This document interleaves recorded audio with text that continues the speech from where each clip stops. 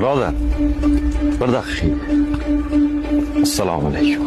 Assalomu alaykum. Vaqtlaringiz qabul bo'lsin. Rahmat.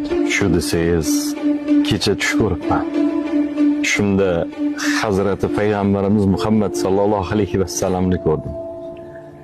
Ular menga qilmoqchi bo'lgan ihsoningni masjidga kirganingdek birinchi ko'rgan insoningga ber deb aytdilar.